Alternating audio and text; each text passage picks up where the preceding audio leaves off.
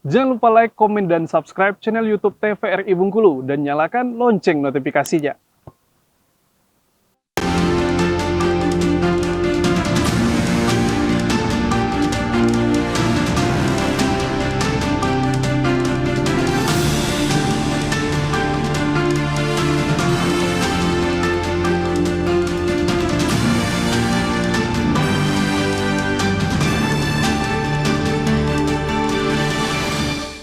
Ya, terima kasih pemirsa TVRI Bengkulu, Anda kembali menyaksikan program Acara Berendo bersama saya Afriko Zuhri. Dan kali ini kita masih membahas tema yang sama berkaitan dengan pengolahan limbah kardus. Dan tentunya pada kesempatan kali ini juga sudah hadir bersama kami di studio TVRI Bengkulu. Sudah ada Bapak Azwar Anas selaku Direktur Rumah Kardus. Assalamualaikum Pak. Waalaikumsalam. Gimana kabarnya, sehat Pak? Alhamdulillah. Alhamdulillah sehat. Baik, tadi kita sudah ngobrol-ngobrol juga bersama dengan Bu Nur ya, Bu Dewi. Yeah. Tadi kita membahas bagaimana peluang bisnis ada di Bengkulu, bagaimana UMKM dan juga UKM yang ada di Bengkulu saat ini. Nah, mungkin dari Pak Azwar ini kan salah satu yang menekuni salah satu bidang usaha juga industri yang ada di Bengkulu gitu ya Pak. Salah satunya ada menjadi Direktur Rumah Kardus. Mungkin boleh diceritakan juga sedikit sebetulnya apa sih sebetulnya Rumah Kardus ini Pak?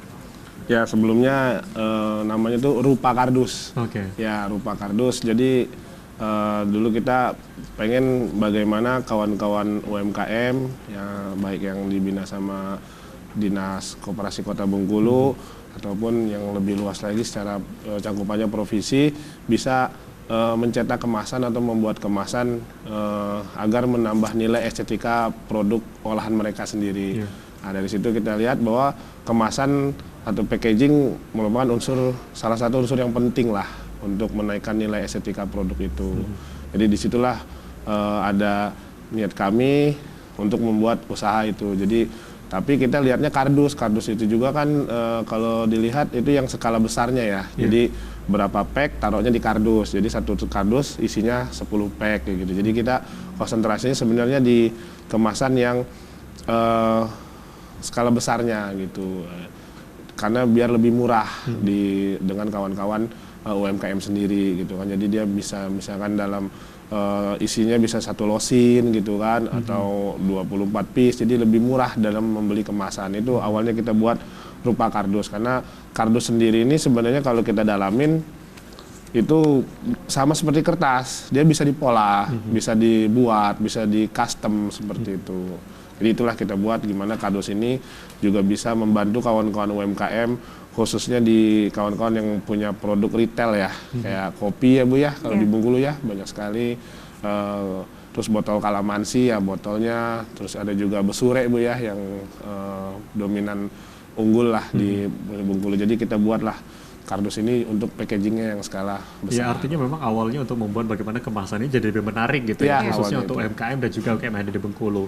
Nah, kalau dari bisnis yang dijalani sendiri, kenapa sebetulnya bisa kepikiran kok kardus gitu ya? Kenapa misalnya yang bidang lain, entah itu plastik atau apa yang bisa didaur ulang gitu ya Pak? Ya, awalnya ya itu tadi karena kardus itu merupakan suatu kemasan yang dia skala besarnya gitu kan. Jadi lebih murah gitu, jadi dibandingin kertas atau plastik kan. Terus yang pasti juga ramah lingkungan kan seperti itu.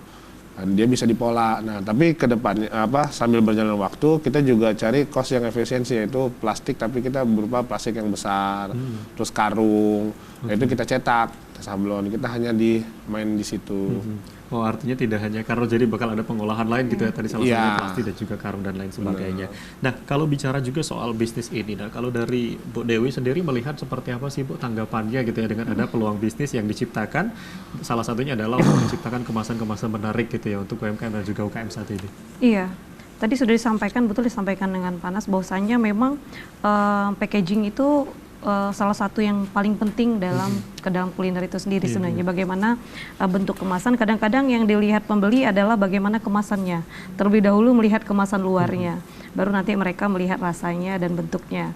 Jadi perlu ada kemasan yang sangat menarik dan sebisa mungkin dari kemasan itu orang memang tertarik untuk belanja. Kadang-kadang kita tahu di pusat oleh-oleh itu kemasannya bersaing sekali, walaupun harganya kadang-kadang hanya 13.000 tapi kemasannya menarik, walaupun isinya sedikit. Jadi mereka lebih melihat dari gambar dan kemasan. Packaging itu tadi gitu ya. Iya, packagingnya jadi mesti menarik. Salah satu packagingnya sebenarnya banyak juga yang menggunakan tadi, menggunakan kardus kita banyak. Ada yang menggunakan packagingnya, apa ya, kalau kardus tipis itu kan ada tuh yang bisa dibentuk yang tipis ya. Iya. Kayak kalau kita mau take away, bawa pulang itu kan lebih dominan ke yang ya craft yang itu, yang memang di luarnya dikasih plastik tipis gitu loh. Laminasi. Jadi memang itu jauh lebih menarik dan kita tidak menyarankan yang pakai cup putih itu apa namanya? Styrofoam. Styrofoam memang tidak kita sarankan karena memang bentuknya tidak menarik dan terkesan murahan ya. Jadi lebih murah, kadang-kadang memang masih ada beberapa yang geprek itu masih menggunakan yang tadi yang apa namanya? Styrofoam. Padahal kalau digunakan tadi yang kardus yang tipis tadi itu malah lebih menarik sekali dan memang tidak luasannya, cakupannya juga tidak terlalu besar. Kadang-kadang kan kalau kita mau bungkus hanya isi nasi sama ayam terlalu lebar ya kalau itu ya, jadi seolah-olah dia agak bergeser. Kemudian bentuknya pun tidak sangat menarik. Jadi kalau memang kardus itu sangat menarik dan memang kami menyarankan kadang-kadang tolong diganti packagingnya karena packaging itu yang meningkatkan atau menaikkan kualitas dari produksi itu ya, gitu ya. Sangat berpengaruh kalau packaging. Jadi yang kita lihat mungkin semua orang tahu kalau kita belanja kita lihat pasti tampilan luarnya dulu. Nanti baru kita coba dalamnya. Walaupun kadang-kadang tampilan luar packagingnya besar, bagus, isinya padahal belum tentu kadang-kadang ya. Tapi memang minat kita beli itu, pembeli itu melihat kemudian memegang, itu kan apa namanya salah satu apa namanya untuk Kota Bengkulu mungkin seluruh ya. Jadi kita memang suka memegang, membeli, makanya kadang-kadang kalau belanja itu kalau dimasukin ke dalam etalase kita malah nggak beli. Jadi memang harus di luar, karena di luar kita kebiasaan kita harus pegang-pegang dulu nih. Pegang-pegang terus isinya kita goyang-goyang dulu baru kita beli, lihat bentuknya. Ya benar, artinya memang packaging ini sangat berpengaruh gitu ya kepada peluang usaha atau usaha yang dilakukan saat ini. Benar disampaikan tadi, mungkin kalau menggunakan styrofoam ini mungkin kurang ramah lingkungan juga gitu ya, dan dengan adanya kardus ini bisa jadi ramah lingkungan. Bentuknya juga nggak menarik sih. Benar, jadi dengan ada kardus ini seperti disampaikan tadi ya Bang, jadi bisa dibentuk polanya gitu. Jadi emang bisa dibikin jadi lebih menarik tadi. Sesuai keinginan dari sesuai keinginan dari customize. Nah, kalau dari Pak Azwal sendiri untuk usaha yang dilakukan ini awal mula gitu ya, sebetulnya melihat dari peluang usaha pengolahan kardus ini dari diri sendiri kah atau memang sudah ada inspirasi juga di luar sana sehingga bisa diterapkan di Bengkulu? Ya tentunya untuk di kota besar itu sudah mulai ada industrinya. Karena kita kan juga bahan baku pastinya juga dari di kota lain kan. Kita ngambil biasanya dari daerah Jawa dan sekitarnya lah, seperti itu. Jadi bahan baku ini memang didapatkan dari luar. Kalau untuk Bengkulu sendiri belum mampu memproduksi atau seperti apa sih Bang kalau kita kalau untuk jenis, istilahnya kalau kardus ini kan di dunia kami di industri namanya corrugated ya. Nah, industri corrugated sendiri ini belum ada di Bengkulu untuk kertas gelombang ya. Kertas gelombang belum ada. Jadi memang kita ambil dari luar, tapi di kita ambilnya itu minimal ukuran 70x100, paling besar sebesar triplek. Jadi memang benar-benar belum ada pola, masih lembaran.